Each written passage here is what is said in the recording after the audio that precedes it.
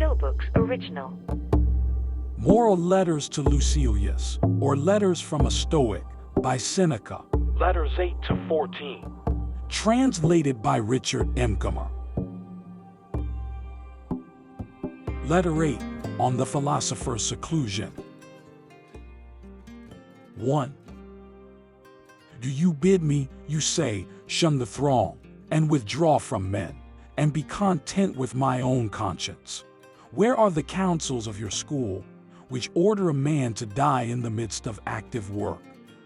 As to the course which I seem to you to be urging on you now and then, my object in shutting myself up and locking the door is to be able to help a greater number. I never spend a day in idleness. I appropriate even a part of the night for study. I do not allow time for sleep, but yield to it when I must.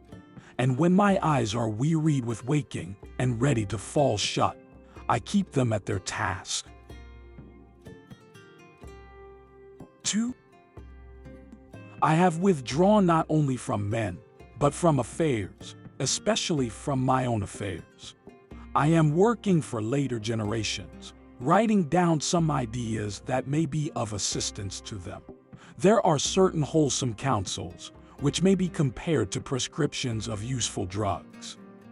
These I am putting into writing, for I have found them helpful in ministering to my own sores, which, if not wholly cured, have at any rate ceased to spread. 3. I point other men to the right path, which I have found late in life. When we read with wandering, I cry out to them, avoid whatever pleases the throng, avoid the gifts of chance, halt before every good which chance brings to you, in a spirit of doubt and fear. For it is the dumb animals and fish that are deceived by tempting hopes. Do you call these things the gifts of fortune? They are snares. And any man among you who wishes to live a life of safety will avoid, to the utmost of his power, these lime twigs of her favor, by which we mortals, most stretched in this respect also, are deceived. For we think that we hold them in our grasp, but they hold us in theirs. 4. Such a career leads us into precipitous ways, and life on such heights ends in a fall. Moreover, we cannot even stand up against prosperity when she begins to drive us to leeward. Nor can we go down, either, with the ship at least on her course, or once for all. Fortune does not capsize us. She plunges our bows under and dashes us on the rocks. 5.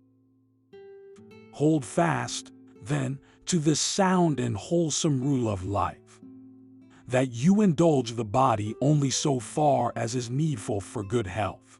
The body should be treated more rigorously, that it may not be disobedient to the mind. Eat merely to relieve your hunger. Drink merely to quench your thirst. Dress merely to keep out the cold. House yourself merely as a protection against personal discomfort. It matters little whether the house be built of turf or of variously colored imported marble. Understand that a man is sheltered just as well by a thatch as by a roof of gold. Despise everything that useless toil creates as an ornament and an object of beauty, and reflect that nothing except the soul is worthy of wonder. For to the soul, if it be great, naught is great. 6. When I commune in such terms with myself and with future generations, do you not think that I am doing more good than when I appear as counsel in court, or stamp my seal upon a will, or lend my assistance in the Senate, by word or action, to a candidate? Believe me, those who seem to be busied with nothing are busied with the greater tasks. They are dealing at the same time with things mortal and things immortal. 7. But I must stop and pay my customary contribution to to balance this letter, the payment shall not be made from my own property, for I am still conning Epicurus. I read today, in his works, the following sentence: if you would enjoy real freedom, you must be the slave of philosophy. The man who submits and surrenders himself to her is not kept waiting. He is emancipated on the spot, for the very service of philosophy is freedom. 8. It is likely that you will ask me why I quote so many of Epicurus' noble words instead of words taken from our own school. But is there any reason why you should regard them as sayings of Epicurus and not common property? How many poets give forth ideas that have been uttered, or may be uttered, by philosophers? I need not touch upon the tragedians and our writers of national drama, for these last are also somewhat serious, and stand halfway between comedy and tragedy. What a quantity of sagacious verses lie buried in the mind! How many of Publius's lines are worthy of being spoken by buskin-clad actors, as well as by wearers of the slipper? 9. I shall quote one verse of his, which concerns philosophy, and particularly that phase of it which we were discussing a moment ago, wherein he says that the gifts of chance are not to be regarded as part of our possessions. Still alien is whatever you have gained by coveting. 10. I recall that you yourself expressed this idea much more happily and concisely. What chance has made yours is not really yours. And a third, spoken by you still more happily, shall not be omitted. The good that could be given can be removed. I shall not charge this up to the expense account, because I have given it to you from your own stock. Farewell. Letter 9. On Philosophy and Friendship. 1. You desire to know whether Epicurus is right when, in one of his letters, he rebukes those who hold that the wise man is self-sufficient and for that reason does not stand in need of friendships. This is the objection raised by Epicurus against Chillbooks and those who believe that the supreme good is a soul which is insensible to feeling. 2. We are bound to meet with a double meaning if we try to express the Greek term lack of feeling summarily, in a single word, rendering it by the Latin word impatientia, for it may be understood in the meaning the opposite to that which we wish it to have. What we mean to express is a soul which rejects any sensation of evil. But people will interpret the idea as that of a soul which can endure no evil. Consider, therefore, whether it is not better to say a soul that cannot be harmed, or a soul entirely beyond the realm of suffering. 3. There is this difference between ourselves and the other school. Our ideal wise man feels his troubles, but overcomes them. Their wise man does not even feel them, but we and they alike hold this idea, that the wise man is self-sufficient. Nevertheless, he desires friends, neighbors, and associates, no matter how much he is sufficient unto himself. 4. And mark how self-sufficient he is. For on occasion he can be content with a part of himself.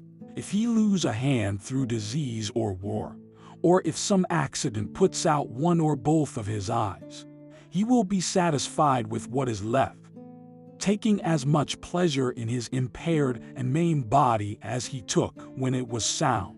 But while he does not pine for these parts if they are missing, he prefers not to lose them. 5. In this sense the wise man is self-sufficient, that he can do without friends, not that he desires to do without them. When I say can, I mean this. He endures the loss of a friend with equanimity, but he need never lack friends, for it lies in his own control how soon he shall make good a loss. Just as Phidias, if he lose a statue, can straightway carve another, even so our master in the art of making friendships can fill the place of a friend he has lost.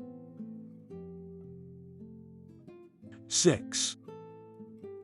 If you ask how one can make oneself a friend quickly, I will tell you, provided we are agreed that I may pay my debt at once and square the account.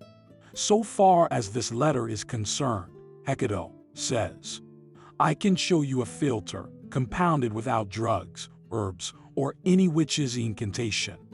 If you would be loved, love.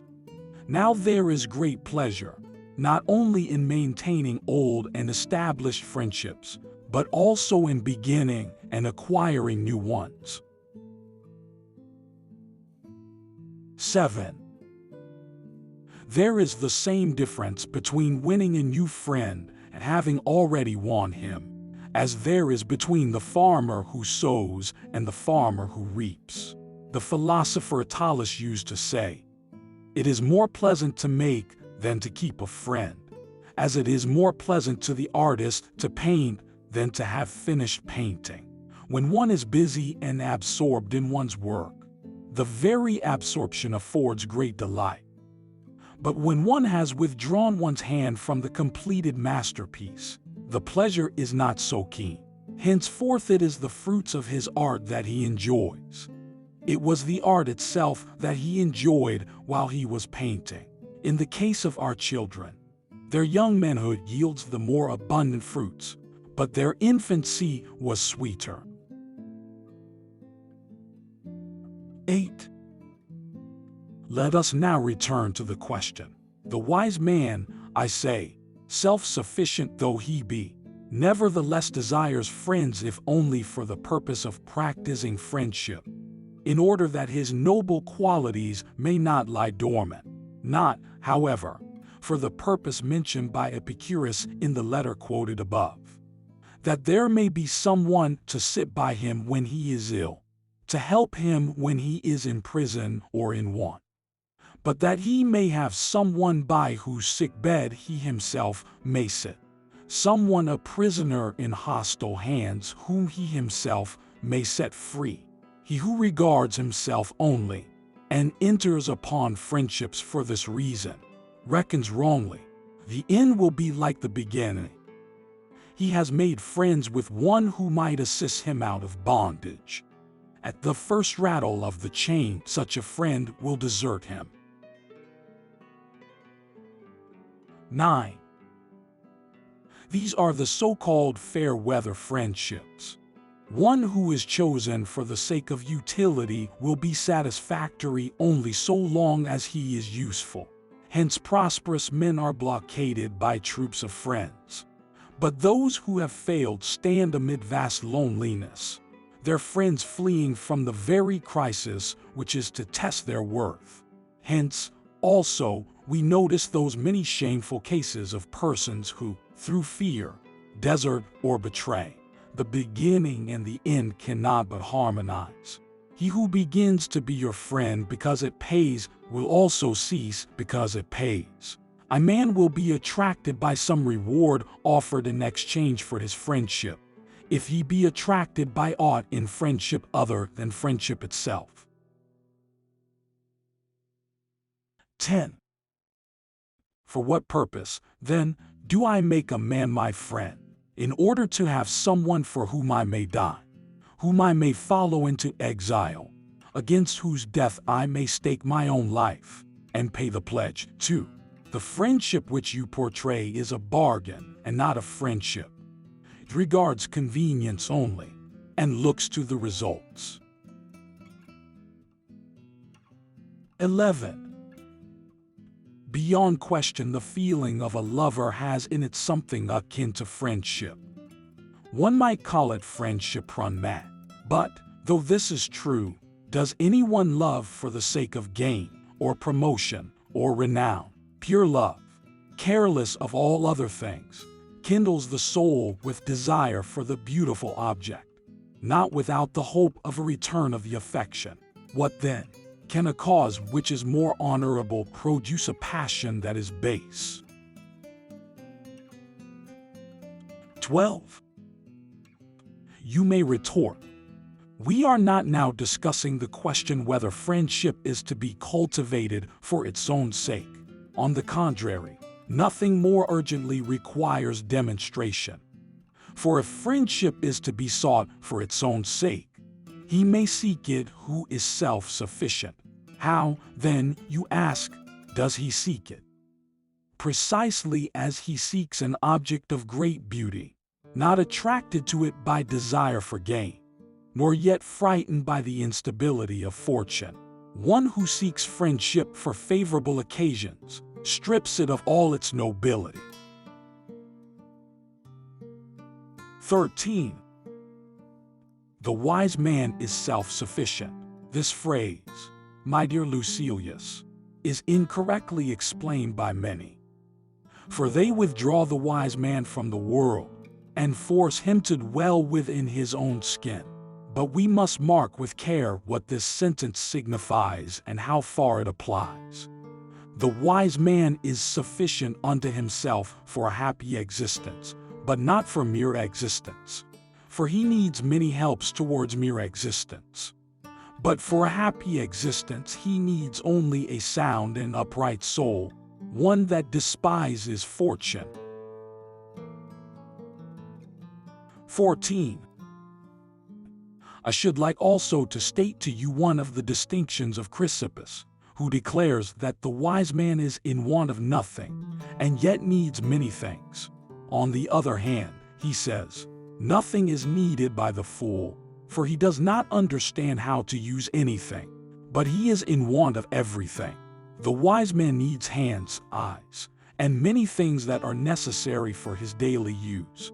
But he is in want of nothing, for want implies a necessity, and nothing is necessary to the wise man. 15. Therefore, although he is self-sufficient, yet he has need of friends.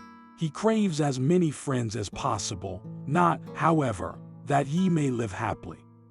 For he will live happily even without friends. The supreme good calls for no practical aids from outside. It is developed at home and arises entirely within itself. The good seeks any portion of itself from without. It begins to be subject to the play of fortune. 16. People may say, but what sort of existence will the wise man have if he be left friendless when thrown into prison, or when stranded in some foreign nation, or when delayed on a long voyage, or when cast upon a lonely shore? His life will be like that of Jupiter, who, amid the dissolution of the world, when the gods are confounded together and nature rests for a space from her work, can retire into himself and give himself over to his own thoughts. In some such way as this the sage will act. He will retreat into himself and live with himself. 17. As long as he is allowed to order his affairs according to his judgment, he is self-sufficient and marries a wife. He is self-sufficient and brings up children. He is self-sufficient and yet could not live if he had to live without the society of man. Natural promptings, and not his own selfish needs, draw him into friendships. For just as other things have for us an inherent attractiveness, so has friendship. As we hate solitude and crave society, as nature draws men to each other, so in this matter also there is an attraction which makes us desirous of friendship. 18. Nevertheless, though the sage may love his friends dearly, often comparing them with himself, and putting them ahead of himself, yet all the good will be limited to his own being, and he will speak the words which were spoken by the very Stilbo, whom Epicurus criticizes in his letter. For Stilbo, after his country was captured and his children and his wife lost, as he emerged from the general desolation alone and yet happy, spoke as follows to Demetrius, called sacker of cities because of the destruction he brought upon them, in answer to the question whether he had lost anything. I have all my goods with me. 19. There is a brave and stout-hearted man for you, the enemy conquered, but Stilbo conquered his conqueror. I have lost nothing. He forced Demetrius to wonder whether he himself had conquered after all. My goods are all with me. In other words, he deemed nothing that might be taken from him to be a good. We marvel at certain animals because they can pass through fire and suffer no bodily harm.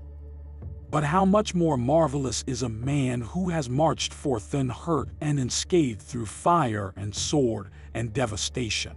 Do you understand now how much easier it is to conquer a whole tribe than to conquer one man? This saying of Stilbo makes common ground with Stoicism. The Stoic also can carry his goods unimpaired through cities that have been burned to ashes. For he is self-sufficient. Such are the bounds which he sets to his own happiness. 20. But you must not think that our school alone can utter noble words. Epicurus himself, the reviler of Stilbo, spoke similar language. Put it down to my credit. Though I have already wiped out my debt for the present day, he says, whoever does not regard what he has as most ample wealth is unhappy, though he be master of the whole world. Or, if the following seems to you a more suitable phrase, for we must try to render the meaning and not the mere words. A man may rule the world and still be unhappy, if he does not feel that he is supremely happy. 21. In order, however, that you may know that these sentiments are universal, suggested, of course, by nature, you will find in one of the comic poets this verse. Unblessed is he who thinks himself unblessed. For what does your condition matter, if it is bad in your own eyes? 22.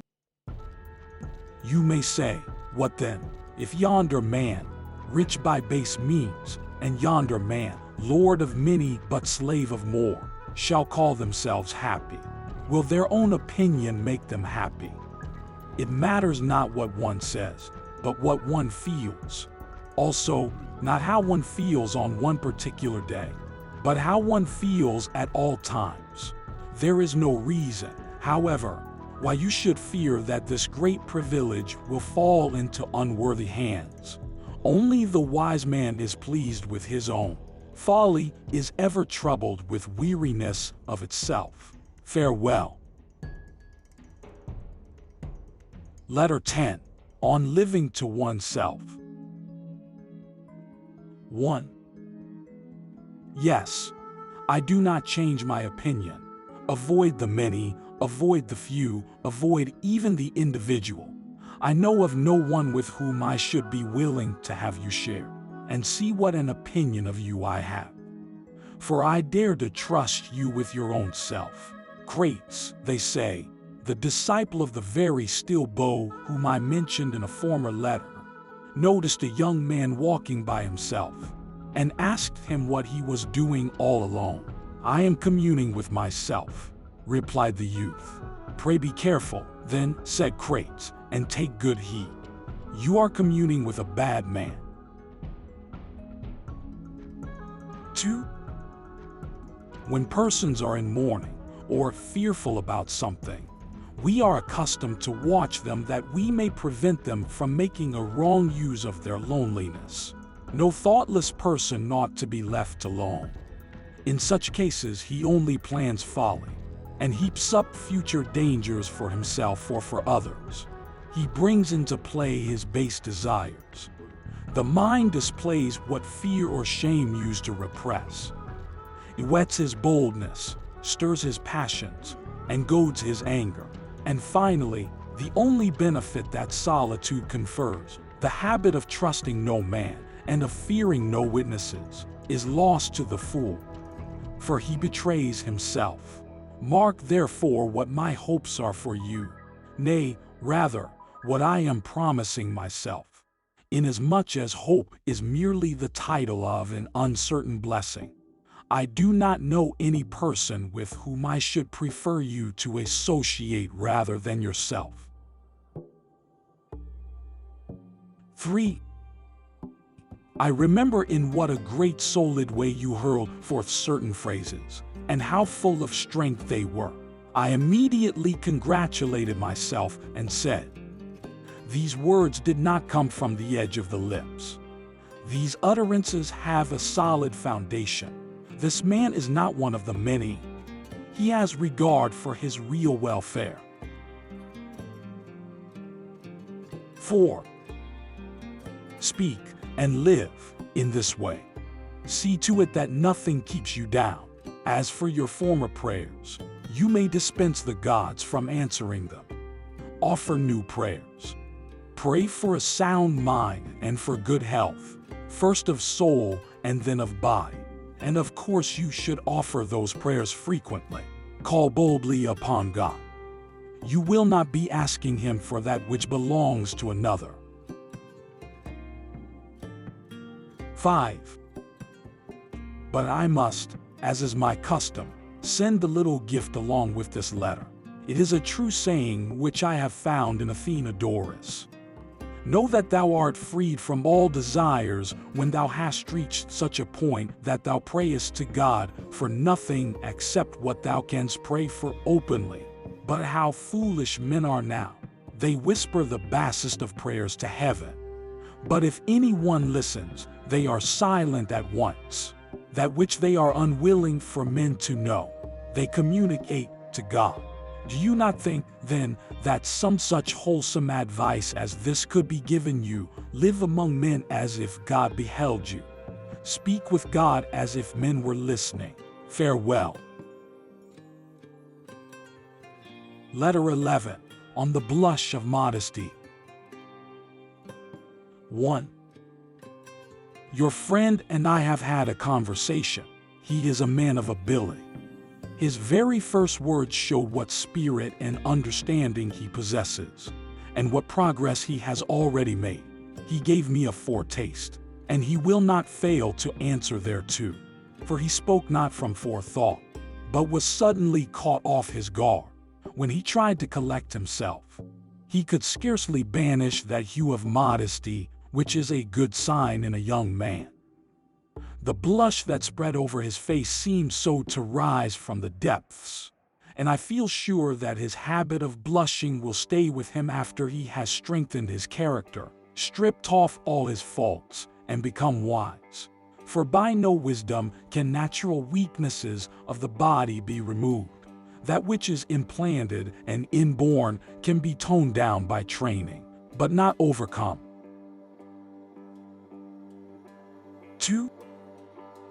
The steadiest speaker, when before the public, often breaks into a perspiration, as if he had wearied or overheated himself. Some tremble in the knees when they rise to speak. I know of some whose teeth chatter, whose tongues falter, whose lips quiver. Training and experience can never shake off this habit. Nature exerts her own power, and through such a weakness makes her presence known even to the strongest. 3. I know that the blush, too, is a habit of this sort, spreading suddenly over the faces of the most dignified men. It is, indeed, more prevalent in youth, because of the warmer blood and the sensitive countenance. Nevertheless, both seasoned men and aged men are affected by it. Some are most dangerous when they redden, as if they were letting all their sense of shame escape. 4. Sulla, when the blood mantled his cheeks, was in his fiercest mood. Pompey had the most sensitive cast of countenance. He always blushed in the presence of a gathering, and especially at a public assembly. Fabianus also, I remember, reddened when he appeared as a witness before the Senate, and his embarrassment became him to a remarkable degree. 5. Such a habit is not due to mental weakness, but to the novelty of a situation. And an experienced person is not necessarily confused, but is usually affected because he slips into this habit by natural tendency of the body. Just as certain men are full-blooded, so others are of a quick and mobile blood that rushes to the face at once. 6. As I remarked, wisdom can never remove this habit. For if she could rub out all our faults, she would be mistress of the universe. Whatever is assigned to us by the terms of our birth and the blend in our constitutions will stick with us, no matter how hard or how long the soul may have tried to master itself. And we cannot forbid these feelings any more than we can summon them. 7. Actors in the theater, who imitate the emotions, who portray fear and nervousness, who depict sorrow, imitate bashfulness by hanging their heads, lowering their voices, and keeping their eyes fixed and rooted upon the ground. They cannot, however, muster a blush, for the blush cannot be prevented or acquired. Wisdom will not assure us of a remedy or give us help against it. It comes or goes unbidden and is a law unto itself. 8. But my letter calls for its closing sentence. Hear and take to heart this useful and wholesome motto. Cherish some man of high character, and keep him ever before your eyes, living as if he were watching you, and ordering all your actions as if he beheld them. 9. Such, my dear Lucilius, is the counsel of Epicurus. He has quite properly given us a guardian and an attendant. We can get rid of most sins if we have a witness who stands near us when we are likely to go wrong. The soul should have someone whom it can respect, one by whose authority it may make even its inner shrine more hallowed. 3. Happy is the man who can make others better, not merely when he is in their company, but even when he is in their thoughts. And happy also is he who can so revere a man as to calm and regulate himself by calling him to mind. One who can so revere another will soon be himself worthy of reverence. 10. Choose therefore a Cato, or, if Cato seems too severe a model, choose some Laelius, a gentler spirit. Choose a master whose life, conversation, and soul-expressing face have satisfied you. Picture him always to yourself as your protector or your pattern, for we must indeed have someone according to whom we may regulate our characters. You can never straighten that which is crooked unless you use a ruler. Farewell. Letter well on old age. 1. Wherever I turn, I see evidences of my advancing years. I visited lately my country place, and protested against the money which was spent on the tumble-down building. My bailiff maintained that the flaws were not due to his own carelessness. He was doing everything possible, but the house was old, and this was the house which grew under my own hands. What has the future in store for me if stones of my own age are already crumbling? 2. I was angry, and I embraced the first opportunity to vent my spleen in the bailiff's presence. It is clear, I cried, that these plane trees are neglected. They have no leaves. Their branches are so gnarled and shriveled. The boles are so rough and unkempt. This would not happen if someone loosened the earth at their feet and watered them. The bailiff swore by my protecting deity that he was doing everything possible and never relaxed his efforts. But those trees were old. Between you and me, I had planted those trees myself. I had seen them in their first leaf. 3. Then I turned to the door and asked, "Who is that broken down dotard? You have done well to place him at the entrance, for he is outward bound. Where did you get him? What pleasure did it give you to take up for burial some other man's dead?" But the slave said, "Don't you know me, sir? I am Felicio. You used to bring me little images. My father was Philocetus the steward, and I am your pet slave." "The man is clean crazy," I remarked. "Has my pet slave become a little boy again?" But it is quite possible. His teeth are just dropping out. 4. I owe it to my country place that my old age became apparent whithersoever I turn. Let us cherish and love old age, for it is full of pleasure if one knows how to use it. Fruits are most welcome when almost over. Youth is most charming at its close. The last drink delights the toper, the glass which soothes him and puts the finishing touch on his drunkenness. 5. Each pleasure reserves to the end the greatest delights which it contains. Life is most delightful when it is on the downward slope, but has not yet reached the abrupt decline. And I myself believe that the period which stands, so to speak, on the edge of the roof, possesses pleasures of its own, or else the very fact of our not wanting pleasures has taken the place of the pleasures themselves. How comforting it is to have tired out one's appetites and to have done with them. 6.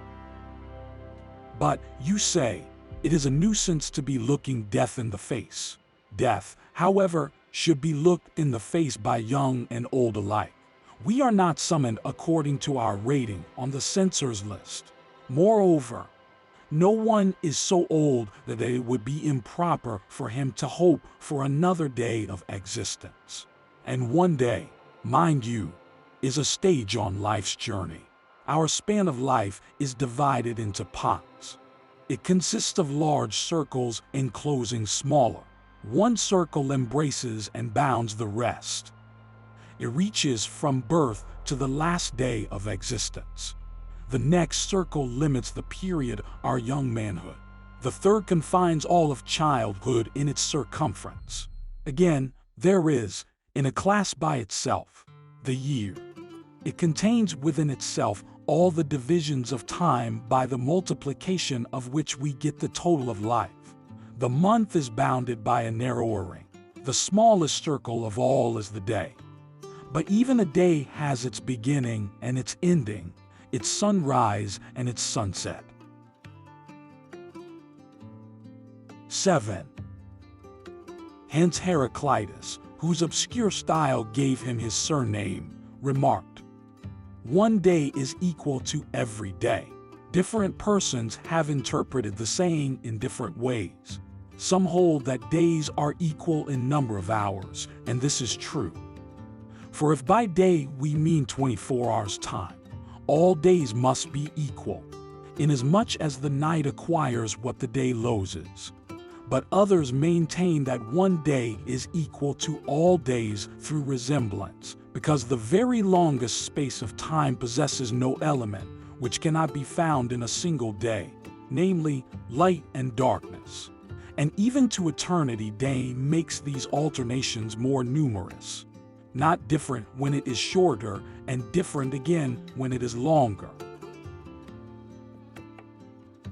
8. Hence, every day ought to be regulated as if it closed the series, as if it rounded out and completed our existence. Pacuvius, who by long occupancy made Syria his own, used to hold a regular burial sacrifice in his own honor, with wine and the usual funeral feasting, and then would have himself carried from the dining room to his chamber, while eunuchs applauded and sang in Greek to a musical accompaniment. He has lived his life. He has lived his life. 9. Thus Pacuvius had himself carried out to burial every day. Let us, however, do from a good motive what he used to do from a base motive. Let us go to our sleep with joy and gladness. Let us say, I have lived. The course which fortune set for me is finished, and if God is pleased to add another day, we should welcome it with glad hearts. That man is happiest, and is secure in his own possession of himself, who can await the morrow without apprehension. When a man has said, I have lived, every morning he arises as he receives a bonus. 10. But now I ought to close my letter. What, you say, shall it come to me without any little offering? Be not afraid. It brings something, nay, more than something, a great deal. For what is more noble than the following saying of which I make this letter the bearer? It is wrong to live under constraint, but no man is constrained to live under constraint. Of course not. On all sides lie many short and simple paths to freedom. And let us thank God that no man can be kept in life. We may spurn the very constraints that hold us. 11. Epicurus, you reply, utter these words. What are you doing with another's property? Any truth, I maintain, is my own property. And I shall continue to heap quotations from Epicurus upon you, so that all persons who swear by the words of another, and put a value upon the speaker and not upon the thing spoken, may understand that the best ideas are common property. Farewell. Letter 13. On Groundless Fears. 1. I know that you have plenty of spirit. For even before you began to equip yourself with maxims which were wholesome and potent to overcome obstacles, you were taking pride in your contest with fortune. And this is all the more true, now that you have grappled with fortune and tested your powers. For our powers can never inspire in us implicit faith in ourselves, except when many difficulties have confronted us on this side and on that, and have occasionally even come to close quarters with us. It is only in this way that the true spirit can be tested, the spirit that will never consent to come under the jurisdiction of things external to ourselves. 2. This is the touchstone of such a spirit. No prize fighter can go with high spirits into the strife if he has never been beaten black and blue. The only contestant who can confidently enter the lists is the man who has seen his own blood, who has felt his teeth rattle beneath his opponent's fist, who has been tripped and felt the full force of his adversary's charge, who has been downed in body but not in spirit, one who, as often as he falls, rises again with greater defiance than ever. 3. So then, to keep up my figure, fortune has often in the past got the upper hand of you, and yet you have not surrendered, but have leaped up and stood your ground still more eagerly. For man gains much strength by being challenged. Nevertheless, if you approve, allow me to offer some additional safeguards by which you may fortify yourself. 4. There are more things, Lucilius, likely to frighten us than there are to crush us. We suffer more often in imagination than in reality. I am not speaking with you in the Stoic strain, but in my milder style. For it is our Stoic fashion to speak of all those things which provoke cries and groans, as unimportant and beneath notice. But you and I must drop such great-sounding words, although, heaven knows, they are true enough. What I advise you to do is not to be unhappy before the crisis comes, since it may be that the dangers before which you paled as if they were threatening you will never come upon you. They certainly have not yet come. 5. Accordingly, some things torment us more than they ought. Some torment us before they ought, and some torment us when they ought not to torment us at all. We are in the habit of exaggerating, or imagining, or anticipating sorrow. The first of these three faults may be postponed for the present, because the subject is under discussion and the case is still in court. So to speak, that which I should call trifling, you will maintain to be most serious. For of course I know that some men laugh while being flogged, and that others wince at a box on the ear. We shall consider later whether these evils derive their power from their own strength, or from our own weakness. 6. Do me the favor, when men surround you and try to talk you into believing that you are unhappy, to consider not what you hear, but what you yourself feel, and to take counsel with your feelings and question yourself independently, because you know your own affairs better than anyone else does.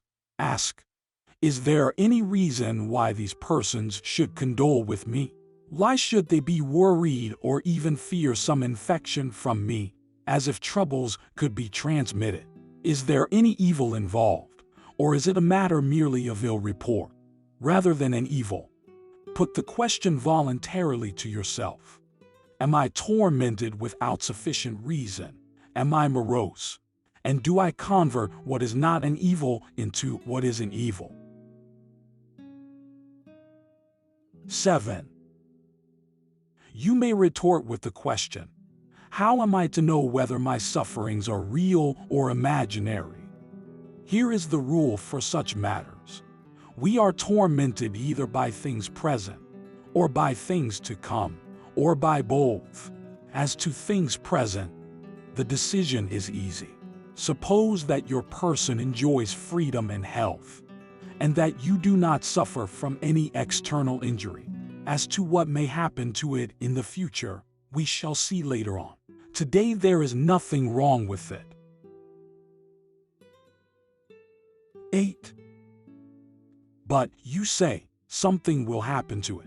First of all, consider whether your proofs of future trouble are sure, for it is more often the case that we are troubled by our apprehensions, and that we are mocked by that mocker, rumor, which is wont to settle wars, but much more often settles individuals. Yes, my dear Lucilius, we agree too quickly with what people say. We do not put to the test those things which cause our fear. We do not examine into them. We blench and retreat just like soldiers who are forced to abandon their camp because of a dust cloud raised by stampeding cattle, or are thrown into a panic by the spreading of some unauthenticate rumor. 9. And somehow or other it is the idle report that disturbs us most, for truth has its own definite boundaries, but that which arises from uncertainty is delivered over to guesswork and the irresponsible license of a frightened mind. That is why no fear is so ruinous and so uncontrollable as panic fear. For other fears are groundless, but this fear is witless. 10. Let us, then, look carefully into the matter. It is likely that some troubles will befall us, but it is not a present fact. How often has the unexpected happened? How often has the expected never come to pass? And even though it is ordained to be, What does it avail to run out to meet your suffering? You will suffer soon enough when it arrives. So look forward meanwhile to better things. 11. What shall you gain by doing this? Time. There will be many happenings meanwhile which will serve to postpone, or end, or pass on to another person the trials which are near or even in your very presence. A fire has opened the way to flight. Men have been let down softly by a catastrophe. Sometimes the sword has been checked even at the victim's throat. Men have survived their own executioners. Even bad fortune is fickle. Perhaps it will come, perhaps not. In the meantime, it is not. So look forward to better things. 12. The mind at times fashions for itself false shapes of evil when there are no signs that point to any evil. It twists into the worst construction some word of doubtful meaning. Or it fancies some personal grudge to be more serious than it really is, considering not how angry the enemy is, but to what lengths he may go if he is angry. But life is not worth living, and there is no limit to our sorrows if we indulge our fears to the greatest possible extent. In this matter, let prudence help you, and contend with a resolute spirit even when it is in plain sight. If you cannot do this, cower one weakness with another, and temper your fear with hope. There is nothing so certain among these objects of fear that it is not more certain still that things we dread sink into nothing, and that things we hope for mock us. 13. Accordingly, weigh carefully your hopes as well as your fears, and whenever all the elements are in doubt, decide in your own favor. Believe what you prefer. And if fear wins a majority of the votes, incline in the other direction anyhow, and cease to harass your soul, reflecting continually that most mortals, even when no troubles are actually at hand or are certainly to be expected in the future, become excited and disquieted.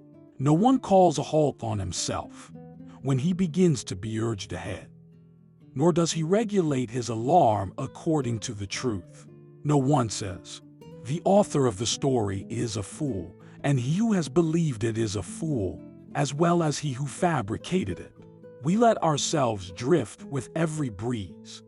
We are frightened at uncertainties, just as if they were certain. We observe no moderation. The slightest thing turns the scales and throws us forthwith into a panic. 14. But I am ashamed either to admonish you sternly or to try to beguile you with such mild remedies. Let another say, "Perhaps the worst will not happen." You yourself must say, "Well, what if it does happen? Let us see who wins. Perhaps it happens for my best interests. It may be that such a death will shed credit upon my life." Socrates was ennobled by the hemlock draught, wrenched from Cato's hand his sword, the vindicator of liberty, and you deprive him of the greatest share of his glory. 15.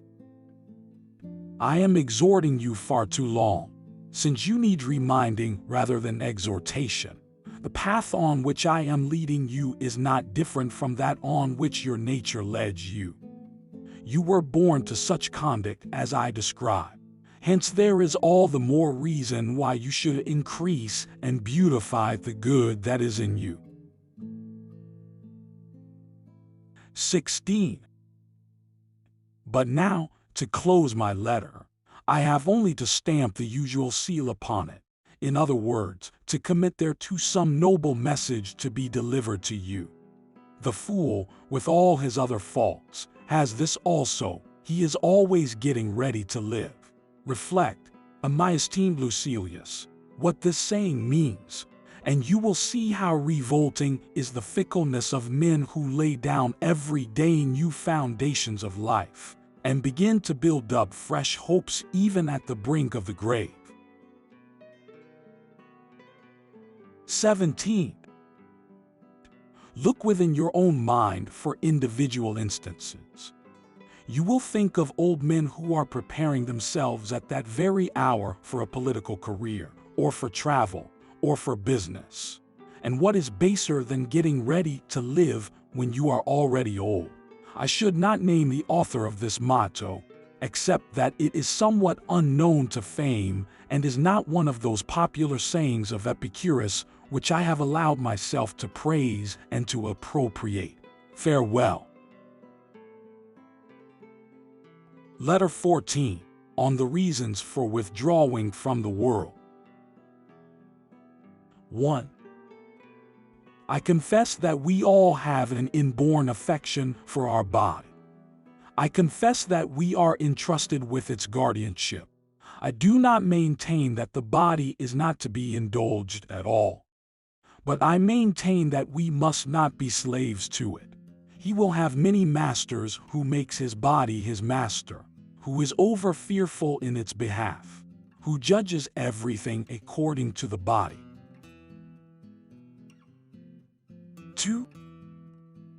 We should conduct ourselves not as if we ought to live for the body, but as if we could not live without it. Our too great love for it makes us restless with fears, burdens us with cares, and exposes us to insults. Virtue is held too cheap by the man who counts his body too dear. We should cherish the body with the greatest care. But we should also be prepared, when reason, self-respect, and duty demand the sacrifice, to deliver it even to the flames. 3. Let us, however, insofar as we can, avoid discomforts as well as dangers, and withdraw to safe ground, by thinking continually how we may repel all objects of fear. If I am not mistaken, there are 3 main classes of these. We fear want, we fear sickness, and we fear the troubles which result from the violence of the stronger. 4. And of all these, that which shakes us most is the dread which hangs over us from our neighbor's ascendancy. For it is accompanied by great outcry and uproar. But the natural evils which I have mentioned, want and sickness, steal upon us silently with no shock of terror to the eye or to the ear. The other kind of evil comes, so to speak, in the form of a huge parade.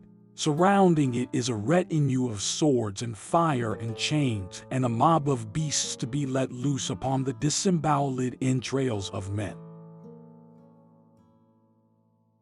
5. Picture to yourself under this head the prison, the cross, the rack, the hook, and the stake which they drive straight through a man until it protrudes from his throat. Think of human limbs torn apart by chariots driven in opposite directions, of the terrible shirt smeared and interwoven with inflammable materials, and of all the other contrivances devised by cruelty, in addition to those which I have mentioned. 6. It is not surprising, then, if our greatest terror is of such a fate. For it comes in many shapes, and its paraphernalia are terrifying. For just as the torturer accomplishes more in proportion to the number of instruments which he displays, indeed, the spectacle overcomes those who would have patiently withstood the suffering. Similarly, of all the agencies which coerce and master our minds, the most effective are those which can make a display. Those other troubles are of course not less serious. I mean hunger, thirst, ulcers of the stomach, and fever that parches our very bowels. They are, however, secret. They have no bluster and no heralding. But these, like huge arrays of war, prevail by virtue of their display and their equipment. 7. Let us, therefore, see to it that we abstain from giving offense. It is sometimes the people that we ought to fear, or sometimes a body of influential oligarchs in the Senate, if the method of governing the state is such that most of the business is done by that body. And sometimes individuals equipped with power by the people and against the people. It is burdensome to keep the friendship of all such persons. It is enough not to make enemies of them, so the wise man will never provoke the anger of those in power. Nay, he will even turn his course, precisely as he would turn from a storm if he were steering a ship.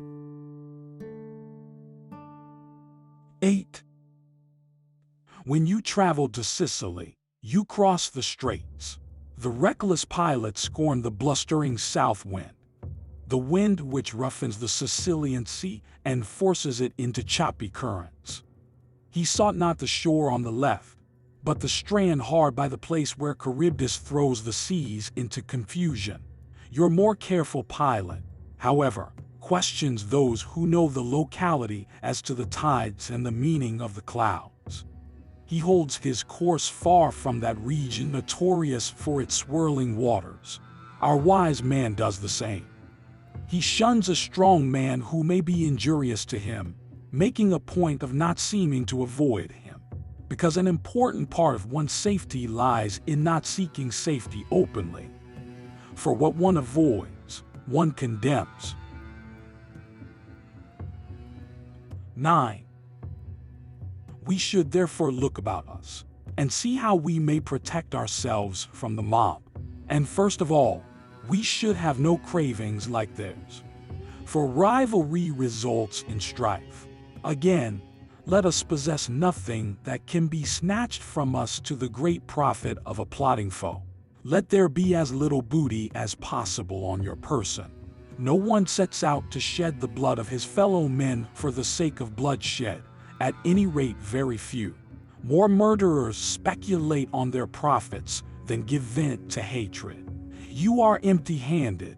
The highwayman passes you by. Even along an infested road, the poor may travel in peace. 10.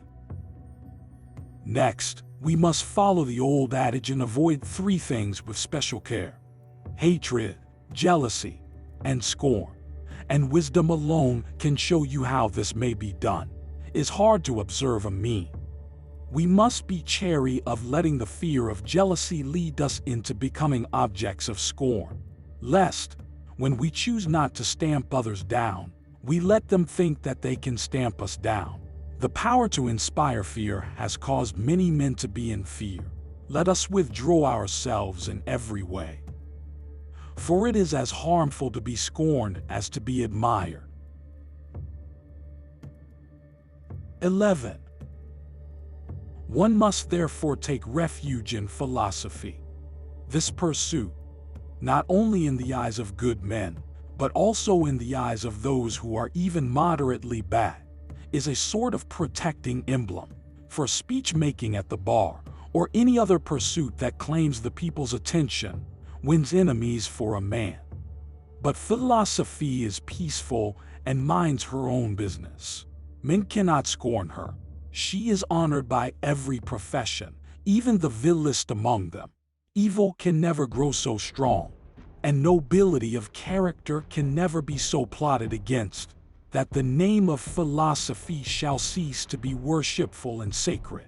Philosophy itself, however, should be practiced with calmness and moderation. 12. Very well. Then, you retort, do you regard the philosophy of Marcus Cato as moderate? Cato's voice strove to check a civil war. Cato parted the swords of maddened chieftains. When some fell foul of Pompey and others fell foul of Caesar, Cato defied both parties at once. 13. Nevertheless, One may well question whether, in those days, a wise man ought to have taken any part in public affairs, and ask, "What do you mean, Marcus Cato?" It is not now a question of freedom. Long since has freedom gone to rack and ruin. The question is, whether it is Caesar or Pompey who controls the state. Why, Cato, should you take sides in that dispute? It is no business of yours. A tyrant is being selected. What does it concern you who conquers? The better man may win, but the winner is bound to be the worse man. I have referred to Cato's final role, but even in previous years the wise man was not permitted to intervene in such plundering of the state. For what could Cato do but raise his voice and utter unavailing words?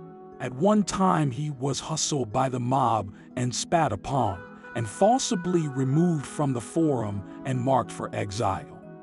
At another, he was taken straight to prison from the Senate chamber. 14. However, we shall consider later whether the wise man ought to give his attention to politics. Meanwhile, I beg you to consider those Stoics who, shut out from public life, have withdrawn into privacy for the purpose of improving men's existence and framing laws for the human race without incurring the displeasure of those in power. The wise man will not upset the customs of the people, nor will he invite the attention of the populace by any novel ways of living. 15. What then? Can one who follows out this plan be safe in any case? I cannot guarantee you this any more than I can guarantee good health in the case of a man who observes moderation. Although, as a matter of fact, good health results from such moderation. Sometimes a vessel perishes in harbor. But what do you think happens on the open sea? And how much more beset with danger that man would be, who even in his leisure is not secure, if he were busily working at many things. Innocent persons sometimes perish. Who would deny that? But the guilty perish more frequently. A soldier's skill is not at fault if he receives the death blow through his armor. 16. And finally, the wise man regards the reason for all his actions, but not the results. The beginning is in our own power. Fortune decides the issue, but I do not allow her to pass sentence upon myself. You may say, but she can inflict a measure of suffering and of trouble. The highwayman does not pass sentence when he slays. 17. Now you are stretching forth your hand for the daily gift. Golden indeed will be the gift with which I shall load you. And inasmuch as we have mentioned gold, let me tell you how its use and enjoyment may bring you greater pleasure. He who needs riches least enjoys riches most. Author's name, please, you say. Now, to show you how generous I am, it is my intent to praise the dicta of other schools. The phrase belongs to Epicurus, or Metrodorus, or someone of that particular thinking shop. 18. But what difference does it make who spoke the words? They were uttered for the world. He who craves riches feels fear on their account. No man, however, enjoys a blessing that brings anxiety. He is always trying to add a little more. While he puzzles over increasing his wealth, he forgets how to use it. He collects his accounts. He wears out the pavement in the forum. He turns over his ledger. In short, he ceases to be master and becomes a steward. Farewell.